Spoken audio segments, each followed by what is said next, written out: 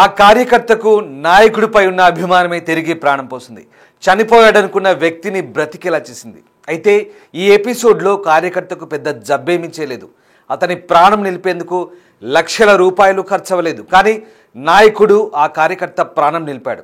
ఈ ఇంట్రెస్టింగ్ స్టోరీలో నెలకొన్న ట్విస్ట్ ఇప్పుడు చూద్దాం. వనపర్తి జిల్లాకు చెందిన తైలం రమేష్ బీఆర్ఎస్ పార్టీ కార్యకర్తగా పనిచేశారు. తెలంగాణ ఉద్యమంలో చురుగ్గా పాల్గొన్నారు. మాజీ మంత్రి నిరంజన్ రెడ్డి అంటే ఎనలేని ప్రేమ, అభిమానం ఈ కార్యకర్తకు. తాను అభిమానించే నాయకుడికి గుండెలో చోటు సరిపోదని భావించాడో ఏమో. గుండెపై కూడా అంటే ఛాతిపై నిరంజన్ రెడ్డి బొమ్మను పచ్చబొట్టు వేయించుకున్నాడు.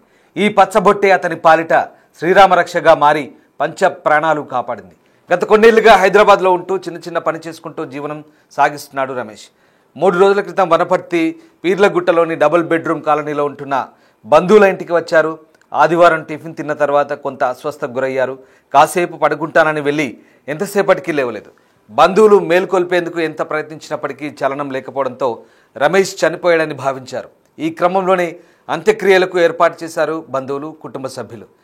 ఇక అందరికీ సమాచారం కూడా ఇచ్చారు. ఈ విషయాన్ని రమేష్ అభిమానించే నాయకుడు నిరంజన్ రెడ్డి కూడా తెలిపారు. తెలంగాణ ఉద్యమంతో పాటు బీఆర్ఎస్ పార్టీలో క్రియాశీలకంగా పనిచేసిన కార్యకర్తను చివరి చూపు చూసేందుకు నిరంజన్ రెడ్డి అంత్యక్రియలు నిర్వహిస్తున్న ప్రదేశానికి వెళ్లారు. ఈ సందర్భంగా రమేష్ గుండెపై ఉన్న తన పచ్చబొట్టు ఫోటోను చూశాడు. ఈ సమయంలో ఊపిరి ఆడుతోందని గుండె కొట్టుకోవడాన్ని గమనించారు నిరంజన్ రెడ్డి. వెంటనే రమేష్ పై ఉన్న పూలమాలలు తీయించారు. పేరు పెట్టి కార్యకర్తను పిలువగా మెల్లగా కళ్ళు కదిలించారు రమేష్. వెంటనే ఆసుపత్రికి తరలించారు సింగిరెడ్డి.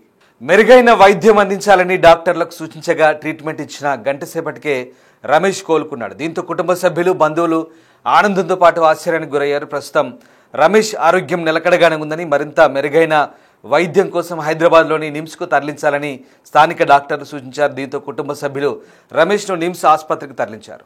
ఇది కార్యకర్తకు ప్రాణం పోసిన నాయకుడి స్టోరీలోని అసలైన ట్విస్ట్. దీనిపై మీ అభిప్రాయాన్ని కామెంట్ రూపంలో తెలపండి.